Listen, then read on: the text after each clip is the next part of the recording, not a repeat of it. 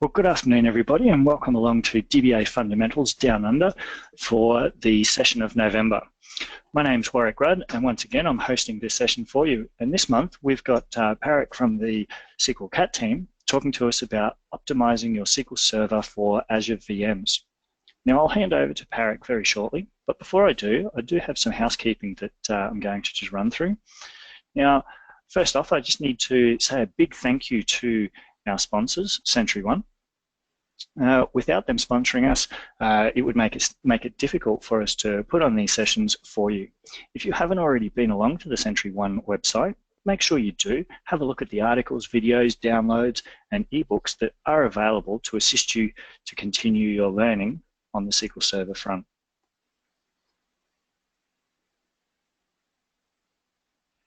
Now, just to let you know, this session is being recorded and will be made available up on the DBA Fundamentals past website, as you can see here on the screen. That will probably be available in the next couple of days. So feel free to come back and review this recording at any point in time.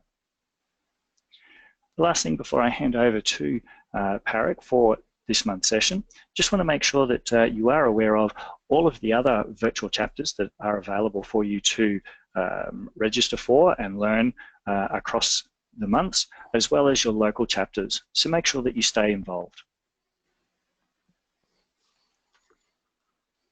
Now I'll just hand over to Parik. All right, thanks, Warwick. And let me know when you're able to view my screen. Okay, we can see your slide deck. All right.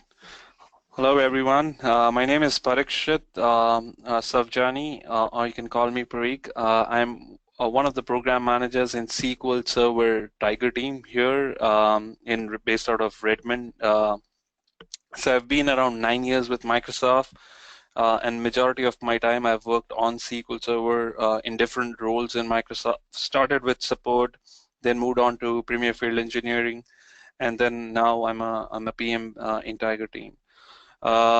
If you have not seen our blogs, I would highly recommend following our blogs. We have pretty great stuff out there wherein we talk about the internals, some of the new enhancements we've been working on with SQL Server 2016, 2017.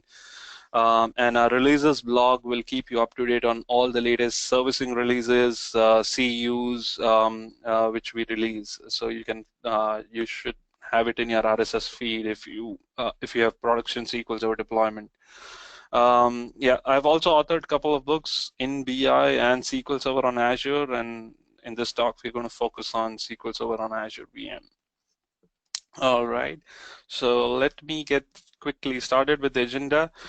So we're going to talk about primarily how to optimize a SQL Server for Azure VM. So everything in this particular session will revolve around Azure VMs.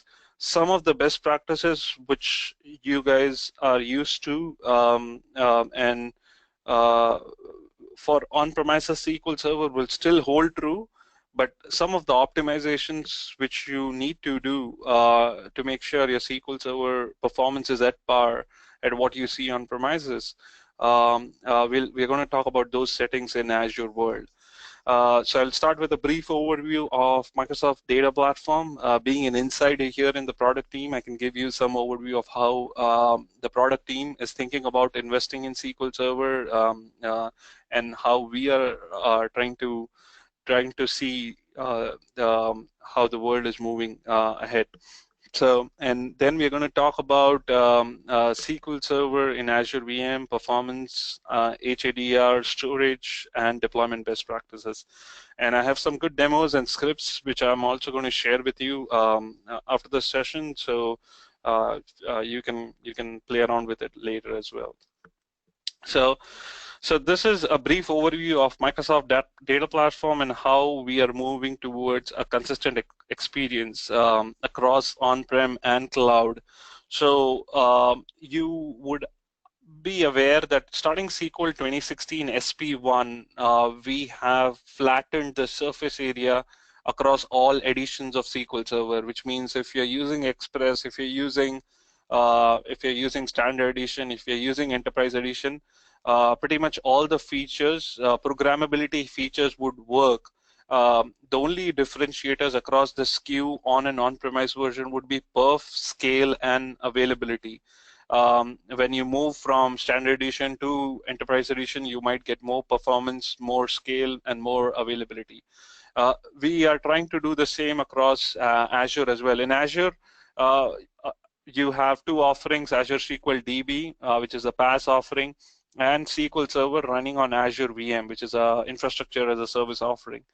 And with under Azure SQL DB and the PaaS, we have one new offering. One is the Azure SQL DB, as you know, and another one is the managed instance, which we recently announced in Ignite.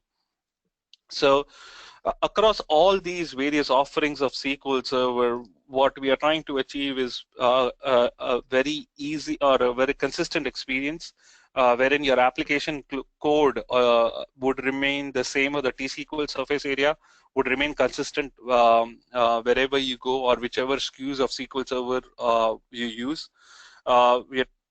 We want to make sure that we give you a good hybrid experience with always-on availability groups, and with we're going to talk about the new migration offerings also, which will allow those in your environment.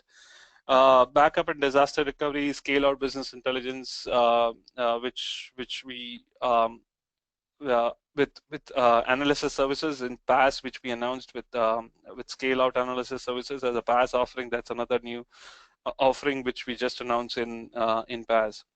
So let's drill down more into what does consistent data platform across on-premises mean for us, and the way product team is thinking about it. So again, common tools for development and management. So SSMS currently supports all these target instances or offerings of SQL Server. In PaaS, we also announced SQL Operations Studio, which will be a cross-platform client tool, which will also support all these offerings. So you would you would see how the Microsoft stack is changing, and we're trying to give you the same consistent experience using the tools which you're already familiar with. Common T-SQL area, I briefly talked about it across all the SKUs on premises 2017. Azure SQL DB managed instance will give you those option for SQL Server for your to allow you to lift and shift your SQL Server workload from on-premises to PaaS offering without changing your application with 100% application compatibility. SQL Server on Azure VM will give you that option as well when running on Azure VMs. So again, and we are also working and investing heavily on the migration tools and upgrade tools for you to seamlessly migrate across these platforms. And we're going to talk about that, and I'm going to also show you demos on the new data migration service which we had announced. So let's focus on Azure VMs in particular. In general, how the Azure VM architecture is. It's a very high-level architecture. So any client, and when I say any client, it can be a two-tier application which can have applications connecting directly to the database, or a three-tier architecture wherein you have an application server or a web server. All the client requests connect to the web server or application server, and the backend you connect to the SQL Server instance. So we have a load balancer, which is in the previous terminology we used to call it as cloud service, but now it is a load balancer for when you're connecting to any VMs. That's how we kind of ensure that we don't get any kind of attacks, and we map public endpoints to internal private endpoints. So all the VMs are running behind a load balancer. We have separated compute and storage. Please pardon me, I've got a sore throat, so you might find me coughing every now and then. So we have separated, in Azure world, we have separated compute and storage. So a compute primarily consists of your CPU and memory. That's tied up together as you can shrink the VM size, or you can upscale it. And you have storage, which is over a network, and which is again it's like your SAN, which can be shared with multiple hosts. and we also make sure that you can further have isolation between each subscription and tenants.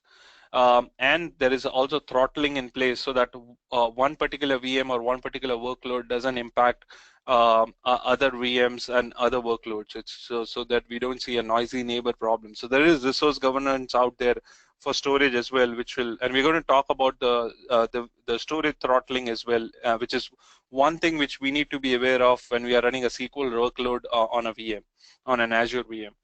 So, and this is a high-level architecture of how things look like. You will have OS VHDs, which is running on a blob store on Azure storage. You will have VMs which will connect to those stores and read those VHD files.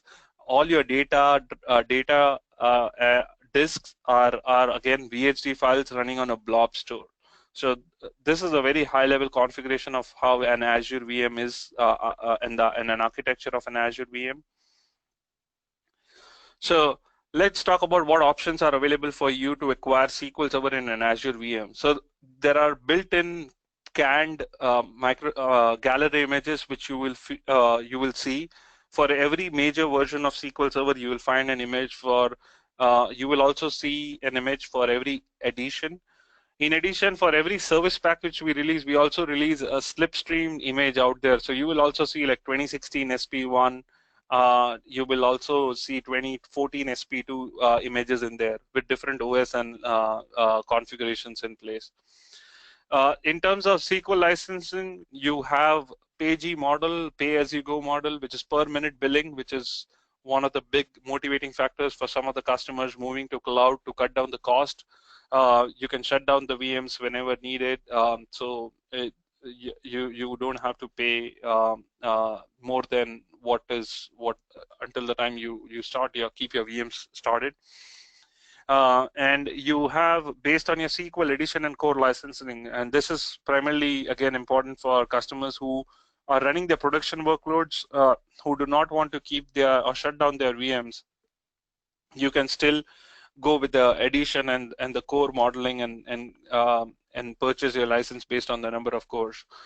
In terms of license mobility, we have you can have your own you can create your own BYOL images or VHDs and upload them and can reuse them when you're creating VMs. So you can create your canned images, upload them in the Azure, and when you're spinning up a new VM, you can ask specifically to reuse that particular images, wherein you have your own license key, volume license key installed and provisioned for you.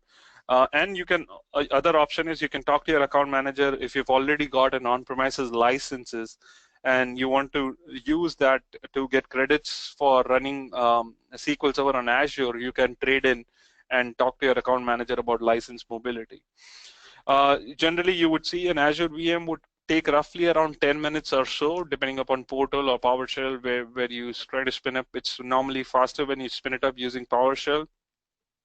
Portal might take some time, but it also goes through some additional checks and validations as well.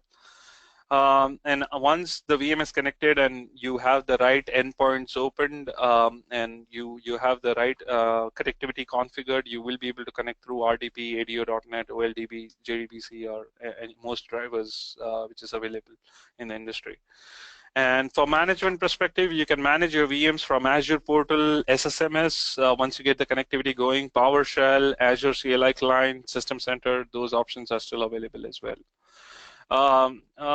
As you might be aware of, we have made a developer and express edition free. So those are free licenses, which you can free images. You still pay for the compute, but you don't pay for the SQL licenses or using SQL Server Developer on Azure VM. So you will find those to be much cheaper option if you're using it for a dev test environment. And for every CUs, as you would be aware that we are also moving towards an incremental servicing model wherein there will be no more service packs starting SQL 2017. So we will have CUs, and we'll have new images refreshed for CUs, CTP builds as well. Because when we release new major versions early, you might want to try it out some of the new features, so you can try CTP releases on Azure VMs as well. VM sizes, what are the VM sizes available for you? We offer various series, and this might be confusing for others, but in the context of SQL Server, what you would be interested to know is a DS series, which supports premium storage SSDs, which is highly recommended for SQL Server production workload. That is what we would highly recommend. That is what we would recommend for production workload. So local SSDs, click on ignore. All right. Yeah, local SSDs, premium storage, and we're going to talk more about that. Okay, Pedro keeps on nagging me. I'll ignore him. So DS-V2 series has 25% more bandwidth, and that is one thing which you might need with SQL Server. Now again, now in a traditional world, wherein in a large organization, a DBA is not exposed to the underlying infrastructure storage. In the new world, wherein what we call it as a modern DevOps world, a DBA should be aware of what VMs you need to configure, what are the best configurations optimized for SQL Server. So that's the reason these details become more important in the cloud world, which was not so important in the traditional on-premises world. So when you're choosing your SQL Server for your mission critical production workloads, we would highly recommend DS-V2 series, and you can see the IOPS in there. And again, you will also have caching, and we highly recommend turning on read caching as well. So with caching in place, you will see your IOPS much higher in there. So DS-V2 series, and again, that will allow you to have premium storage. And we're going to talk more about what premium storage is. Then we have GS series, which is what we call it as Godzilla series, which supports a higher number of cores and higher memory and more IOPS. So this is further, if you have very large databases out there, then you might want to choose or use a GS series in place. So with modern Xeon processors, V3 family. So if you and again our TPCC benchmarks are also run on these Azure VM Godzilla workloads. So we have certified it with 16 terabyte data warehouse. So again, if you are talking about very large databases, we would highly recommend GS series when you're talking in terms of terabytes of data. And again, there is all the references. I'll be sharing the slide, so you'll have all the references in the slide. Now, the way things are moving so fast, and we are introducing new VMs, and as technology advances, this slide might become stale very quickly. So it might be valid for 6 months or 3 months down the line, and you might see there might be new additions to this list. So like we had memory optimized VMs. So the latest addition by the Azure team on the VM side is they started supporting the memory optimized VMs, which supports up to 128 vCPUs and 4 terabytes, or roughly 3.5 terabytes of RAM. So very high-end configurations suited for running your very high-end loads, which you might already have it in production for some of the workloads. So those options are available also in Azure now. Let's talk about availability. So when you're configuring VM, so Azure has an option called as availability set. So when you're having HA configuration like clustering or always on, you would want to ensure that both the VMs, even though they are on the same data center in Azure, you want to make sure they are part of an availability set. By putting them in the same availability set, you are telling Azure to keep them on a different fault domain and upgrade domains, which means that there will be redundancy across racks, which means if there is a power failure for one rack within the same data center, the second rack may not be impacted. It might be going through a different redundant line. If they are on a different upgrade or on the same fault upgrade domain, if there is any upgrades which are going on, which can be OS or it can be underlying firmware, they are not upgraded at the same time. So when you're thinking about high availability, and when you're configuring SQL Server for high availability, you should always make sure you put your VMs under availability set. Once a VM is configured, it is not possible to add it back to an availability set. So you have to think about availability set at the time when you are spinning up a VM.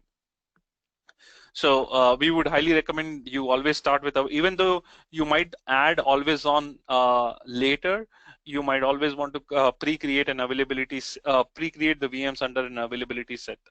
And there is no additional cost to put them in the availability set. Another new addition by the Azure team, which they have done, is manage disk. If you are familiar with running SQL Server on Azure VM, so traditionally there used to be a concept of storage accounts, and every storage account has a max IOPS limit of 20,000 IOPS, which means if you're running multiple VMs under a storage account, under a single storage account, and if one of the VMs is taking excessive IOPS, you might be throttled. All the other VMs running under the storage account might also suffer. This is because storage account was like a pool or a container wherein you can distribute it across all the VMs. But we introduced a new concept called as managed disk, wherein we can distribute the disks from different VM, and that will avoid the noisy neighbor problem which you can have traditionally with the storage account.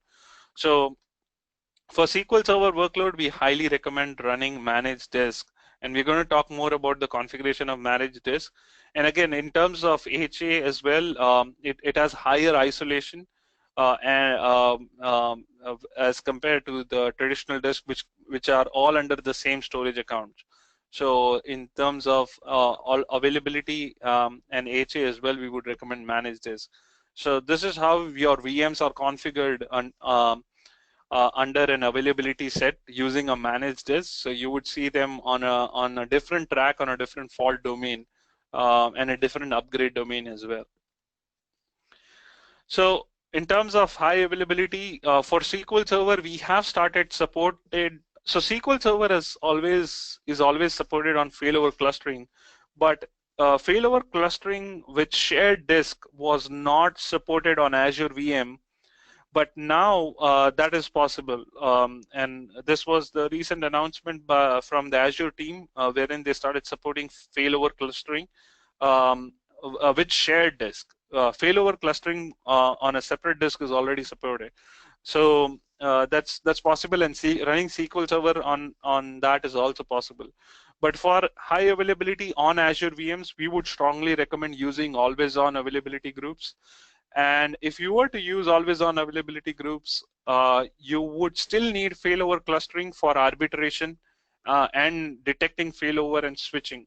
So when you're configuring failover clustering on all Azure VMs, there are some tweaks and some configurations which you need to be aware of. First thing is if you're using domain controller, because cluster requires a domain controller.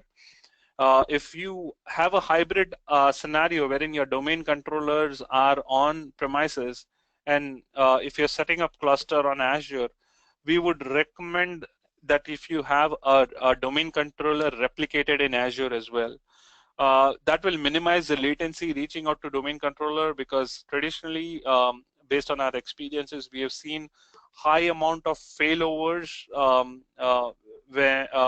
which shouldn't have happened, and vice versa as well, because of the latency on reaching out to the domain controllers. So we would recommend replicating that domain controller in Azure as well in the same data center as your VMs.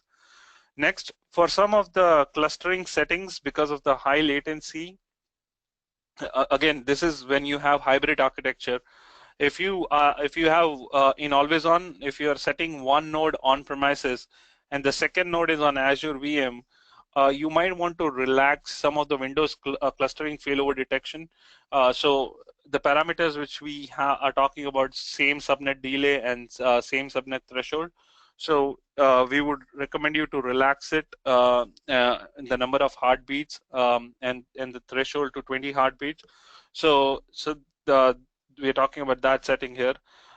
Configure a cluster to ignore storage. Again, this is for always on configuration setting, because when you're setting up clustering for always on, there is no shared storage involved. You need cluster only to for arbitration. So you would ignore storage there.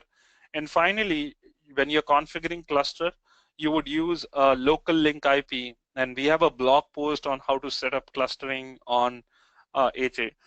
For always on availability group out there. So there is PowerShell, excuse me, there's PowerShell scripts in there, which also automate some of the things which we are talking about here.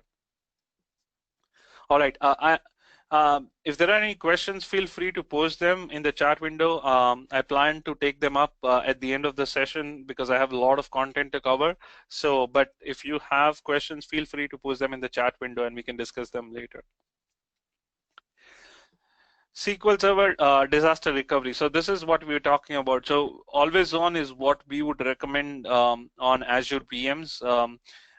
In addition, you also you can take backups on and have a geo-replicated storage in Azure, which means you take backups on Azure Blob Store on a local data center, which will be geo-replicated to a remote Azure data center. And you can restore those backups in remote region within 30 minutes. So that is one way for you to be able to meet your RTO and RPO, depending upon the backup jobs which you configure. The other option which we've been talking about is always on, which will give you minimal downtime failover and with zero data loss, also possible with synchronous replication and always on. So you can have primary and secondary running on the same Azure Data Center VM. Again, they in the same Azure Data Center region. Again, they need to be part of the same availability set. And if they're using managed disk, that is how we make sure that they are not impacted by any kind of outages or upgrades in the same data center. And you can configure synchronous replication between them, which will be very fast with minimal latency network bandwidth between them. And in addition, for disaster recovery, you can have a VM, a SQL Server on Azure VM running on a remote data center, again, with availability groups in there. Now with SQL 2016, we also have distributed availability groups, so you can go across across clusters. Since if you may not be able to replicate domains, then that becomes a challenge, and the latency is too high from a remote region, then the voting becomes a challenge to form a quorum. So in that case, you can use distributed AG as well, starting SQL Server 2016. So with availability groups, you can also configure asynchronous replication to your secondary replica. For your client application, you can have a listener, and we're going to talk about listener. So when you're running SQL Server on Azure VM, and if you're configuring always on, you cannot, your listener, and so if your client is running outside the Azure region from where you're running, so if your client is running on premises, so the same listener IP will not be able to register, because in Azure you cannot have an IP registered. We cannot, because if you think about listener, it's a DNS name entry, and you cannot have an IP associated with a listener in Azure. So you can have an IP registered to an Azure load balancer. So the way you would configure listener is you will configure always on listener, and the listener IP will be registered with always on. And again, there are more details in our blog post, which I'm going to share, and it's there in the notes section as well. So your client application will connect to a listener, which is behind the scenes is an Azure load balancer with an IP address, and from there it can seamlessly connect. And if there is if you have synchronous replica configured, if there is any failover, then there will be transparent failover if you have a retry logic as well. And for across the region, you would prefer to have a manual failover even with distributed AG. So that will be your disaster recovery site across different Azure region or different geographical region. In terms of what automated configurations you get for SQL Server in Azure, because that's one of the benefits you want to have when you're moving to Azure, right? So yeah, you can have an optimization, and this is the storage optimization depending upon the type of workload, because the I/O requirement for OLTP and DW workloads are different. OLTP workloads are more chatty. There is a smaller I/O depth, but you have a lot of concurrent IOs required. So small number of high IOs. So you need to have more caching there. Data warehousing workload is more of a batch kind of load, and then there is you do a lot of read kind of queries. So it has both workloads have a different IO pattern, and you can turn that on with a single knob, and we're going to talk. You're going to see more about that. Automated patching, automated backup, a SQL Server always on. We have templates in SQL Gallery because the configuration of always on is complex. You can click on the gallery image and set up always on out of the box.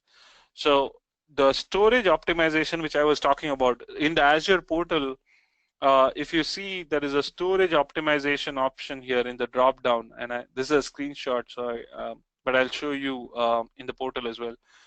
In portal, there's an option wherein you can click on the drop down and you can select what kind of workload you have, OLTP, data warehousing, or general.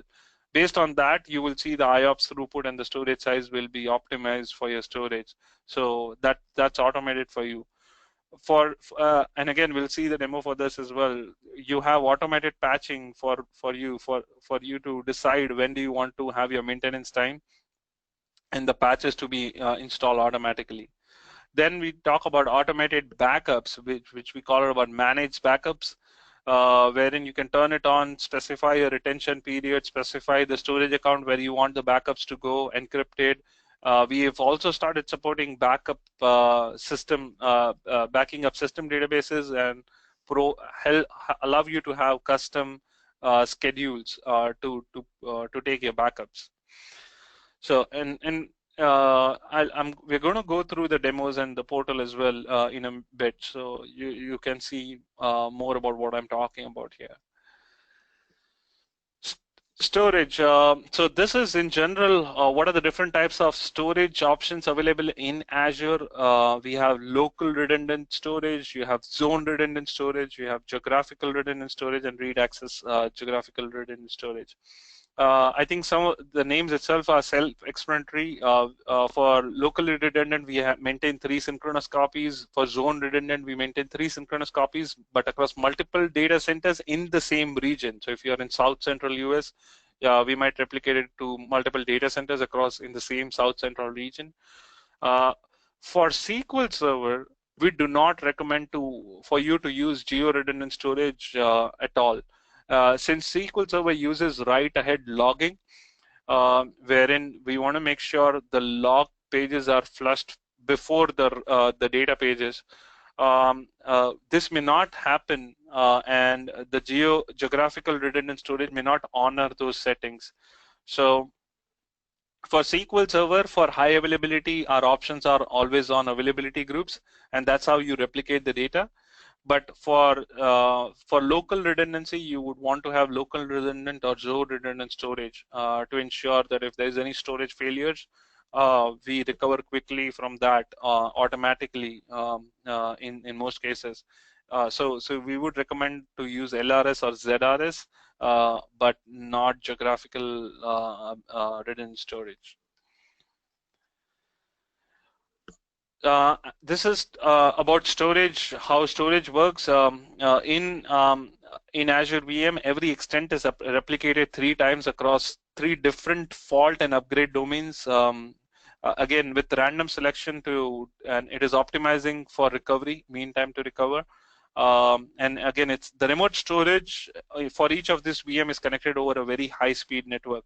And we have quorum, right? So built-in consistency checksum for all stored, verified on every client read, scrub every few. And this is for any data which is stored in Azure storage. Automated disk verification, decommissioning. If there is a failure detected, it will automatically try to replicate that sector from the fault domains storage where we have replicated it. So those happen seamlessly and transparently to the SQL Server box. So premium storage. So there are 2 types of storage or terminologies which you should be familiar with. Premium storage as SSDs or solid state drives, which is primarily designed for IO-intensive workloads like SQL Server, other database workloads, other data warehousing workloads. You have SAP HANA.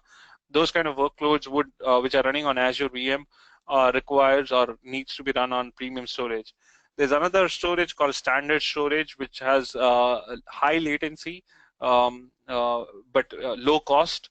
So if you're using it for content management or content files, document repository, so it is more optimized for those kind of like SharePoint Online shares. Those documents can wherein you don't need very high, wherein you don't have very high concurrency or throughput requirement and low latency requirements. Those are the cases where you might want to use with standard storage. So a good example here is that a backup of 2 terabyte database itself is 6 times faster in premium storage. The restore is 30 times faster here. And these are numbers from our benchmarks which we run each time we make a new release out there. So Azure VM Premium Storage. So this is how the premium storage is configured. Every VM can have, and these are DS series, which we talked about. DS or GS series, or even memory optimized VM would all have SSDs or premium storage.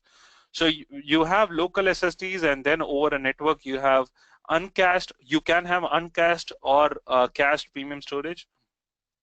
So for every VM, when every VM connects to storage, there is a disk level throttling in place. So every disk has a limit on, and you can go online to check more about because I don't want to name the limits here because that can change. But usually you would see that the support is for 500 IOPS or 5,000 IOPS per disk. So you have per disk level latency, but to overcome, if you have more IOPS requirement, you can configure something called as storage pools in Azure, which is also a Windows concept. They introduced it with Windows Server 2016. So you can configure or add multiple disks and create a storage pool to bump up the IOPS, which across different disks. And then there is a VM level throttling, which also gets kicked in for cached and uncached. This is to protect the storage and from excessive I/O. So that throttling also gets kicked in. And again, this is important to know because from a SQL Server perspective, you would start seeing waits, page I/O latch, I/O completion, write log, those kind of wait types on running on a SQL VM.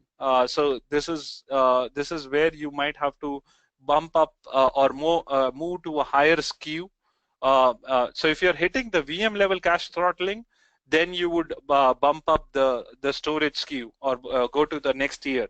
If you're hitting disk level throttling, you might want to add new disks and create disk pools or storage pools. You may not want to go to the higher skew in that case. Again, caching, we're going to talk about the deployment best practices. And the local SSDs, you can use it for TempDB.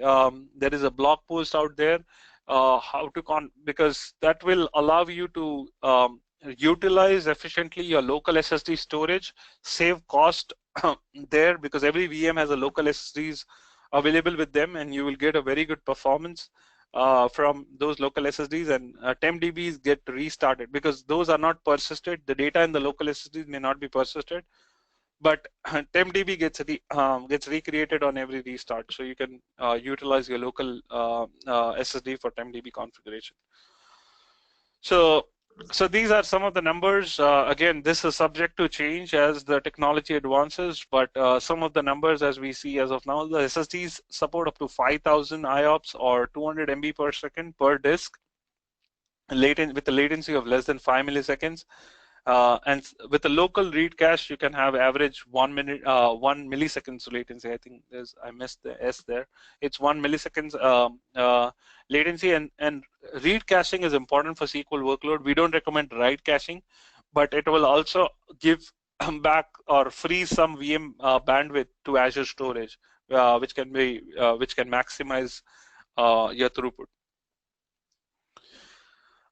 In terms of VM connectivity, the options available are over the internet. You can expose public endpoints, although not recommended and secure.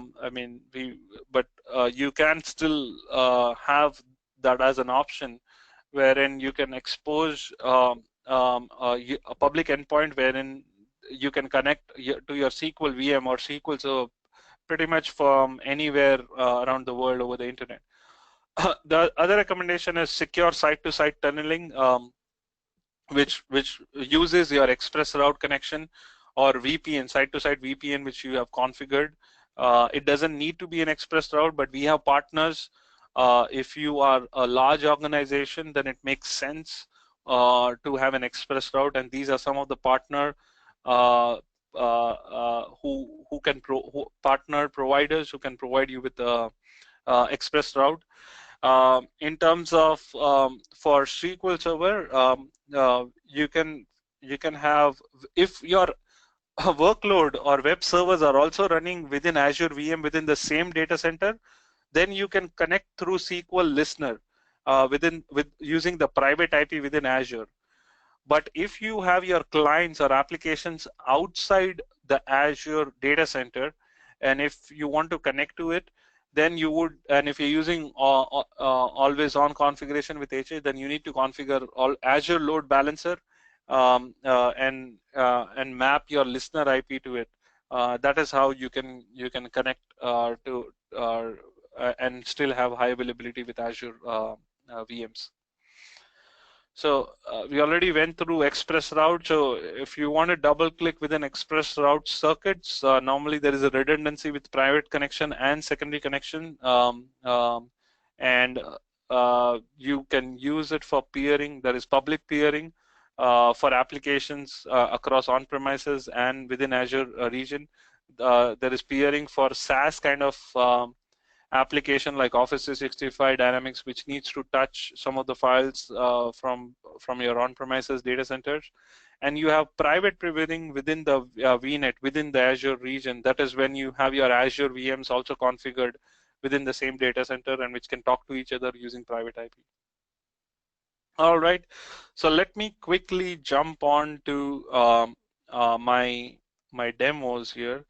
So I'll start with a deployment script, and again, I'll not go through and run the entire script, but we'll try to understand the script, which will pretty much help you automate any SQL Server deployment on an Azure VM. So let me quickly also have zoom it.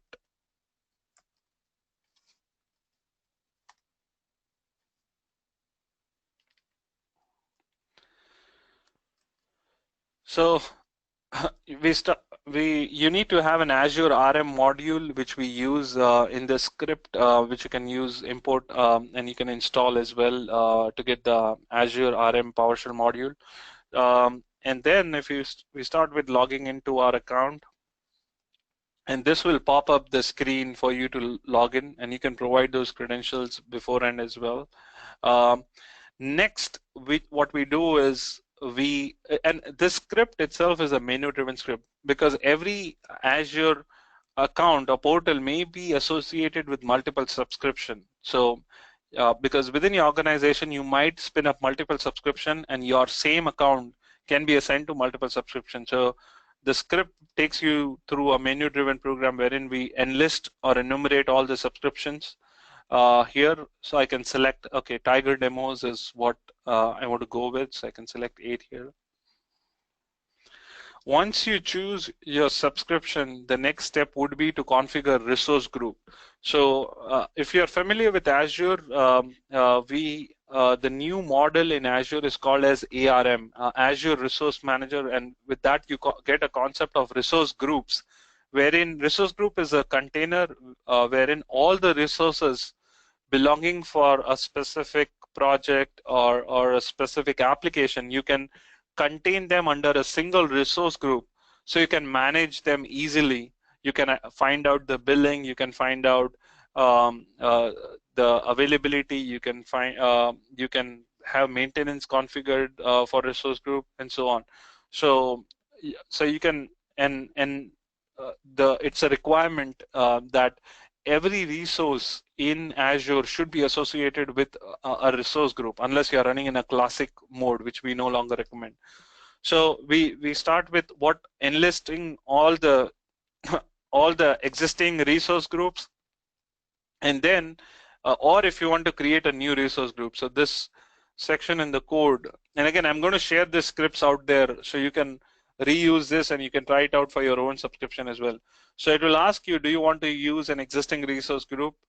And if I say yes, let me try to use one of the existing resource groups. So I might use one which belongs to me because we are in a shared environment. The subscription is shared by my colleagues and peers as well. So I'll use the one which is meant for me. So I have selected my resource group. Next, you will configure the storage account which you want to use for your VMs, under which you would put or host all your VHDs for your VM and your data disk. So I would run that here. Do you want to use an existing storage account? I would say yes. And I have one storage account assigned to me under that resource group. So I have selected that storage account which I want to use. And now we get into the VM configuration, what VM I want to use, and so on.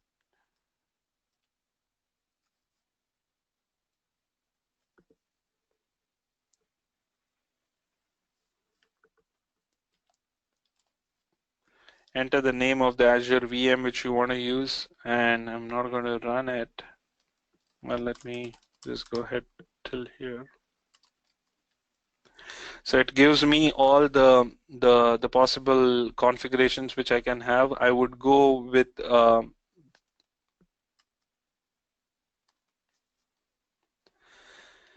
and next is your availability set. So this is where we are talking about the availability set which we want to use, and this is important here in availability set. When you're configuring availability set, you would also specify what kind of SKU you're using. You would use aligned for SQL Server, and fault domain count. That is important setting which you'll specify.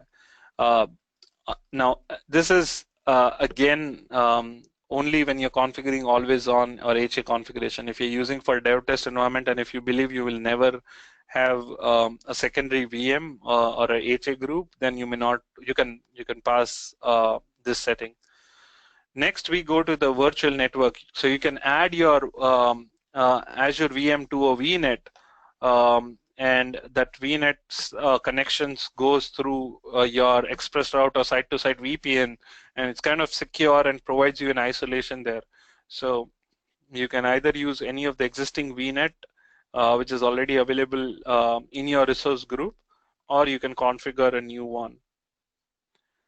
So it will prompt me, do you want to use any existing virtual network? I would say yes, I would use one of the two and move ahead. And then finally, we go ahead with all the virtual VM settings here. So if you see here, when I'm selecting new virtual image, this is where you would say the publisher name is Microsoft SQL Server, because there can be various images out there in Azure. It's not just meant for SQL Server. And within SQL Server, which image? So you can get this from a PowerShell commandlet get Azure RM VM image. If you do that, or get Azure get-Azure RM image offer, that will enlist all the offerings from that particular publisher name. So if you provide Microsoft SQL Server as a parameter, you will see all the possible offers there.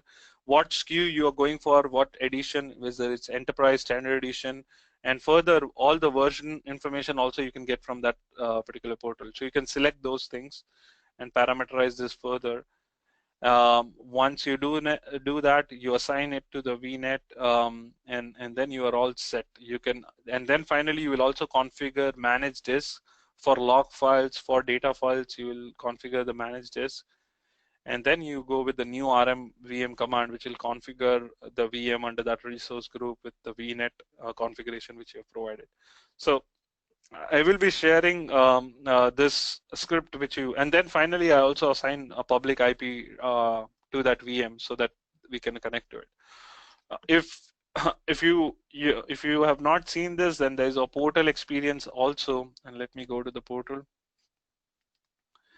So this is after your VM is configured, and again, I don't want to go through the next. I'm sure you'll find plenty of resources out there.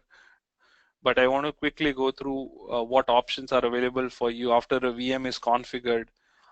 Under networking, you would see every VM is associated with a network security group, which is how it will provide all the inbound and outbound port rules for the load balancer. So, and it is important that MS SQL 1433 is listed here. If it's not listed, you would not be able to connect remotely from your own laptop or workstation, which is not within that VNet or network. So it is a public endpoint which you will configure, and it depends upon what network security group it is associated or aligned with. The virtual network configuration, when you're configuring your VM, that is where you would provide the VNet and the IP settings there. This is the network interface to which belongs to your VM. Disks, we already talked about the managed disk configurations. I have OS disk, I have data disk. Yeah, so in my VM, when I was configuring it, I had assigned LUN 0 for my storage disk, and LUN 1 for my data disk there. You can have multiple custom extension on top of this. So you can add your own custom extensions, which can be a PowerShell script to have your own customization. You might want to set log pages in memory, instant file initialization. Those things can be turned on by a custom script here.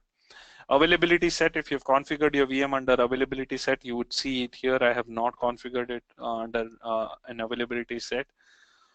SQL Server configuration. So this is where we were talking about storage, automated configurations in terms of storage, automated patching, automated backup. You can configure and turn that on for your server, and it can what is the retention storage account where you want to configure. Those things are available here. If you want machine learning features and tools installed on the VM, you can have that checked by turning on this setting. And again, this gives you a rough estimate about the storage usage for your SQL Server. Next, what you guys need to be aware of is auto shutdown. If you're using it for your dev test environment, you can have an auto shutdown policy in place to define what time you want, because if the developers check out in the evening and you don't want to get billed for that, you can turn auto shutdown on and you won't be charged for that. The automation script, you can create a template and use this automated script for deployment using CLI, PowerShell. So you can script up a configuration out pretty much and then parameterize it. So that option is available here as well. So these are the options available in Portal for you. when you configured it. And if you've not tried or explored this, it's pretty good out, and they've made a lot of changes and improvements here. All right, let's go back. Let's talk about security. So again, in terms of physical security, these data centers are in low seismic region. They are pretty much monitored all the time with Microsoft operations guys, support personals out there. In terms of infrastructure security, again, you have your own isolation in place, and with VPNs or virtual network, you can further isolate your network traffic so that it doesn't go through public internet. It goes through express route, site-to-site VPN, and further within the VMs also, if they are in VNet, then pretty much they are isolated in their own network and are not reachable outside those networks. In terms of storage, you have options for encrypted storage. Again, it is already compliant with a lot of the other industry certifications, and there's plenty of resources out there on security. From SQL perspective, again, automatic patching will ensure that all your security patches are being applied and up to date. You can encrypt your database and backups using TDE. That is applicable here as well. You can encrypt your connection with SSL configuration with TLS 1.2 now. You can have your role with SQL 2016. You can further have or enhance your security with row level security and always encrypted features as well. So multiple layers of security are available for you when running in VM. And further, if you're using TDE, it's a best practice to not put your key under your own doormat. So that's how you can use Azure Key Vault to store your keys as well under Azure. And further, when you're managing large deployments of SQL Server, you also have something called as Azure Security Center out of the box. So if you click on Azure Security Center, it will give you an overview of all the VMs and services which are running under your subscription and for which you are an admin. And you can further click on recommendations here, which will take you through all the recommendations and from a security perspective in terms and ordered by severity. So here it clearly tells me on 13 of my VMs I don't have endpoint protection installed. So, and it will expose you to what are the risks and how can you turn it on if you want to just turn it on using Portal by a switch. So very useful feature when you're managing large deployments in your organization. So to bring everything together, what are our recommendations for your configuring SQL Server on VM? Use minimum of DS3 series for SQL Enterprise, a DS2 series for SQL Standard, and you can go as high as your ES series and M series, which is memory optimized series, which supports up to 3.5 terabyte of RAM and 128 cores, which is also supported by SQL Server. Storage, in terms of storage, make sure your storage account is in the same region. We have customers who have accidentally have VMs on in East Central and storage accounts in South Central region. Like I mentioned, the architecture here is the compute and storage are separated, and you choose the storage account, and storage account can be in a different location over a network. You would see very high latency if you choose storage across a different region. So it's important that you ensure that the storage account is also in the same region. IOPS limit per disk. This is very important, and wherein many customers misses out that if the IOPS generated, and you can use your perfmon to see disk IO operations per second. If you see IO operations exceeding the recommended IO operations, then you would see it is advisable to add new disk to add it to a pool. And that way you can avoid the throttling which gets kicked in at the disk level. And again, at minimum, we would recommend you to use at least 2 premium P30 disks for SQL Server, and use storage pool if you want to add new disk. If you're throttled by disk, you can add more disk and put them in a pool. Do not use system drive. Read caching is recommended for premium storage for temp DB and data files as well. And when you are formatting the drives, 64K, which also applies from your on-premises learning. Now, when you're configuring SQL Server from Portal, Portal takes care of you of spinning up the premium P30 storage for you. And turn off geo replication on storage account. Normally, it's not turned on by default, but if you are reusing a storage account from which was created earlier or configured earlier, it is important for you to validate that you're not geo replication is not turned on. And if it is, then you can turn it off if you want to leverage it for SQL Server. So when you're configuring storage pool, another important setting to be aware of is number of columns. Storage pool stripes your data across different disks and across different columns in the disk. By default, the number of columns is only one. And this is where you would not benefit from the striping which you have. So we recommend the number of columns to be equal to the number of disks which is added in the storage pool. So if you're and you can configure the number of columns only through PowerShell. It's not exposed through Portal. So if you're using configuring storage pools for SQL Server using PowerShell, you might want to keep an eye on number of columns, and the number of columns should be equal to the number of disks you have in the storage pool. Okay, what are the SQL Server settings which you need to be aware of for optimal performance? Turn on IFI, instant file initialization. This will bypass the zeroing of the data files, which we do in SQL Server. When you create a database or restore a database or add a new data file, you will, if there are auto grows happening on your server, you would see a benefit from that. Uh, Remember that the instance file initialization is not applicable to your log files. So your transactional log files, if you are seeing auto grows, will undergo through the zeroing in there. Turn on log pages in memory for SQL Server so that we use AWE APIs. We use a different APIs, and the memory or the work set is locked into the SQL Server RAM, and you don't suffer from work set trimming issues or a faulty driver because it's still an IIS configuration. You still have your own drivers configured. So you might have a custom driver or a filter driver or an antivirus installed which can trim SQL Server working set memory.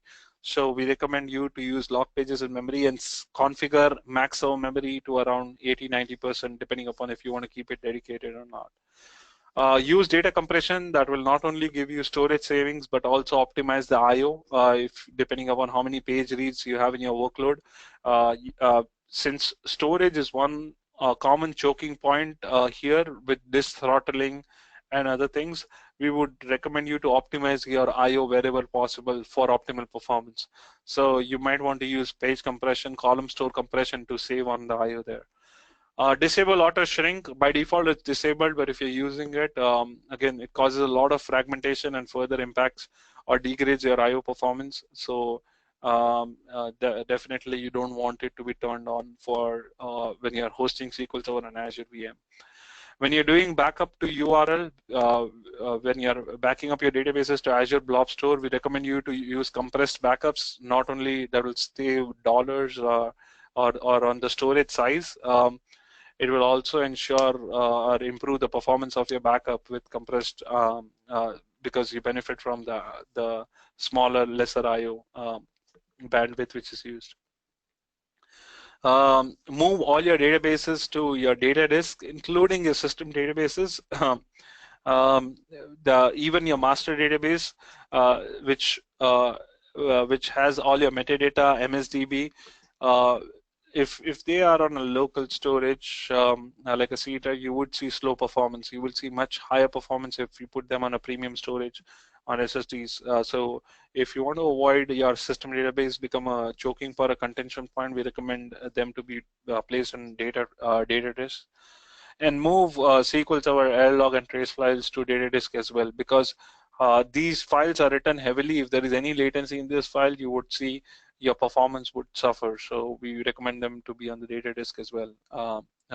And you benefit from the the 3 copies and consistency checks, and also auto recover when you put them under data disk.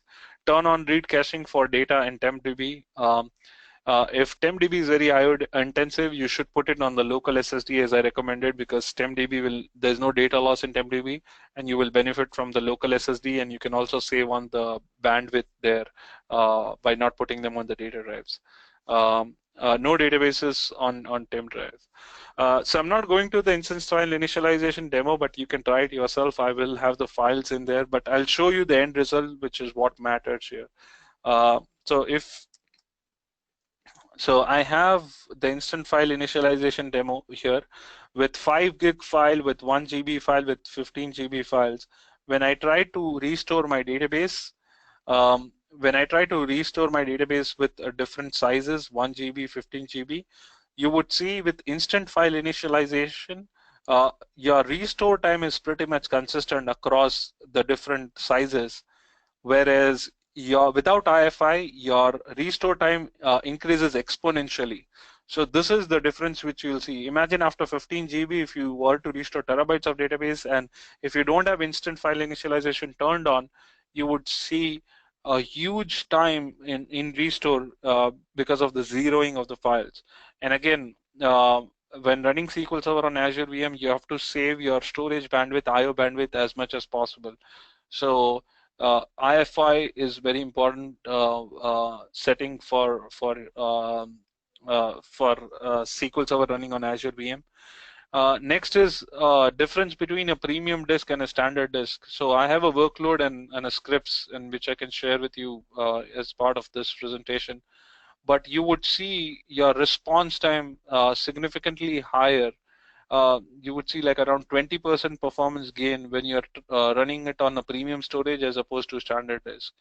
Even the same workload, even if you're not exceeding the IOPS on the standard disk, because the latency on the disk is very high. So there is around 25% improvement or gain when you're running on a premium storage. So make sure you go for DS series servers. Now, what are your options for upgrade or migration in particular in this case? If you're moving from SQL Server on-premises to Azure VM, or if you're upgrading your SQL Server on-premises to a SQL latest version like SQL 2016 or 2017 running on Azure VM. So we have a new service called as Azure Data Migration Service, which we announced in Ignite in October. I think that was September last week this year, which will allow you to lift and shift your workload to Azure, and will also support minimal downtime migration and upgrades out of the box. The way it does that behind the scenes is it uses your backup restore, and it takes your backups periodically and moves them across to keep the two databases in sync. And then when you're ready to fail over, all you have to do is just switch over. It will take a final, it will do a final tail log backup, switch your database to read-only mode, and restore the final log and bring the database online. And then it will allow you to switch over. So if to a good starting point, if you have not heard about migration and if you're planning to do migration, is go to datamigrations.microsoft.com. So if you have never been to this site, this is how it looks, data migrations, and you can click on start here. I want to move from SQL Server to SQL Server, and then it will create a playbook and guide you why, how, and all the other aspects which you need to be aware of. So the team here has done a good job updating this documentation to keep you updated on the latest issues. So we recommend you to run or go through this playbook once before when you're planning for upgrade of your application. All the things which you need to be aware of, and all the data points are available for you here in this guide. Next tool which you should be familiar with is Data Migration Assistant. This tool is a makeover or an upgrade of SQL upgrade assistance which we previously had or an upgrade advisor which we previously had, you would see huge difference in the recommendation here. The reason is if you had ever tried to run upgrade advisor, it will give you 10 reasons not to upgrade. So and it will keep you in the dark where this thing is not supported, but what do I do to unblock this? So DMA will give you that, hey, this is not supported, this is a breaking change, and you need to do this, X, Y, and Z to fix it. And it will give you the list of stored procedures which are impacted by that code. And the new service which we are talking about is Azure Data Migration Service running in the cloud, which will support the lift and shift migration for you. So the assessment tool is still available as a thick client, which you can download, and it's being refreshed by the team every month or every couple of months. So you should download your latest version and install it if you're planning for migration. And data migration service will, once you go through the assessment, if you want to leverage this service, you can leverage it for lift and shift of your workload to Azure. So these are all the features about it's a fully managed migration service, supports minimal downtime, supports homogeneous, which means SQL to SQL, as well as heterogeneous, which means Oracle MySQL to SQL Server. Assessment is still a prerequisite, which is done through data migration assessment, and these are various source target pairs which are supported in Azure. So let me quickly take you through the Azure data migration service here. Let me minimize this. So you would see your Azure data migration service in your Azure portal here. Let me refresh that. It's still under a private preview. We will soon hit public preview, and you guys will have a chance to get your hands onto this. But I'll give you a quick glance of how a data migration service looks like once you configure it and spin up a new service. So once you spin up a new data migration service, when you would always first start with creating a data migration service. So you would go to,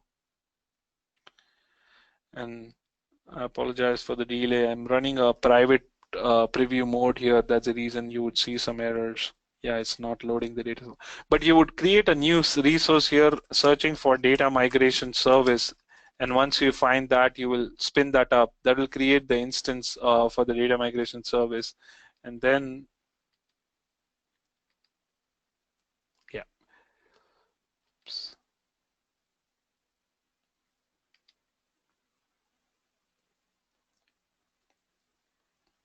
All right, let me try again.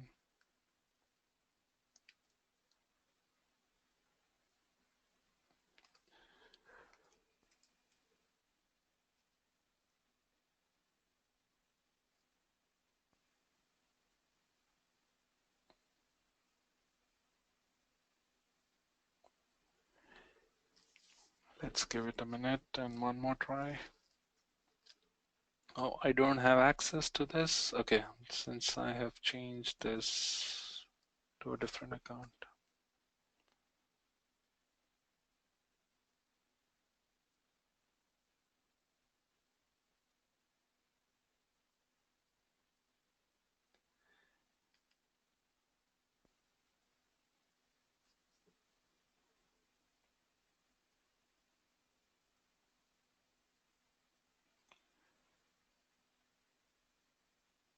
All right. All right, one more try and I should be there.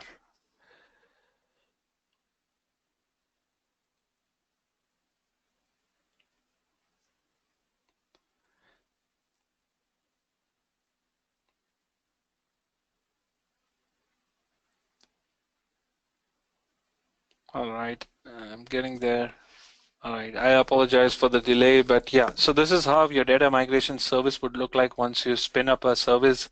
You can then start a data migration project.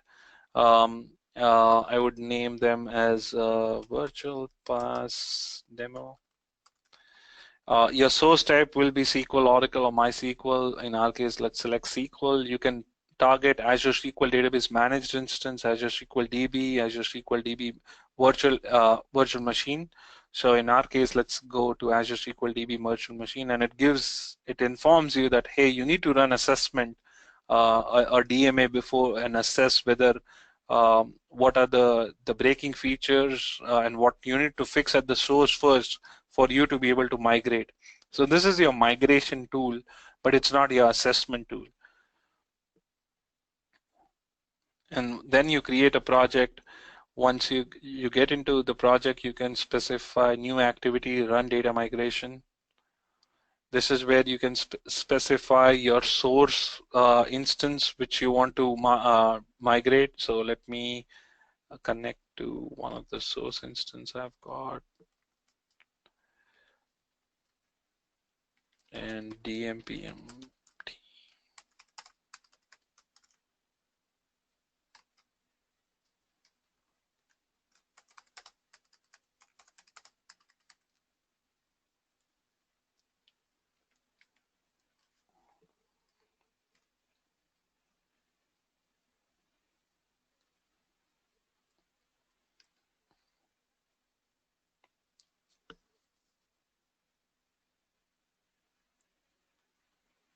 All right, it got connected. So similarly, you'll have to select the target, map the target databases which you have, configure the migration settings, and click on the summary.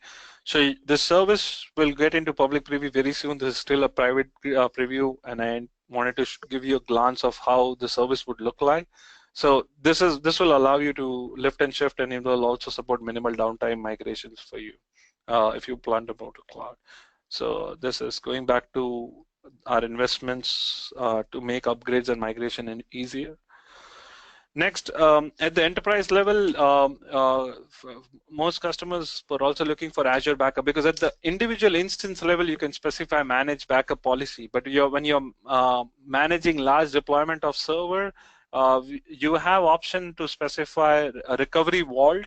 When you use Azure Recovery Vault services, you can manage multiple instances and take backups to a common Azure storage vault. And all you need to do is an admin on the Azure side can log into the portal, discover all the SQL instances, and configure policies. And these policies can be applied to each of these SQL instances from an agent. So let me quickly show you how this will work. So again, it will work similar to your third-party backup management software, which you have cost-effective. It will be out of the box. Will support RPO, point-in-time restore. Will allow long-term retention. If you want to store some backups for like 15 years or older, it will support those options. You will have email alerts. You will have ability to have custom Power BI reports on for your backups if you have multiple teams, and it will support AG as well out of the box. So let me quickly show you how the backup service recovery vault would look like. Let me go back to my dashboard. Let me go to my VM. And if I scroll down below here, somewhere you would see, so these are the new stuffs coming up. Inventory is another thing which is coming up. So I can click on backup here. So this backup is different from the previous SQL configuration backup. SQL configuration backup was only a managed backup for that VM, but you can join this VM to a recovery vault and use a resource group and specify what backup policy. So this is where a portal administrator can create multiple policies, or you can create it and specify the policy name every 15 minutes and apply that policy to different VM instance. So this service is also under public preview now, and soon will hit GA, and which you can see and use as well. There's another new service, inventory, also coming up, and which will allow you to see all the SQL Server assets which you might have in your environment for your management. So that pretty much completes my session. These are some of the customers. If you are looking for any reference customers, these are some of the customers who are already leveraging heavily SQL Server on Azure heavily. These are some of the white papers and resources which will help you get started, help you understand what are the performance best practices, what are the best practices for HADR and security in SQL Server.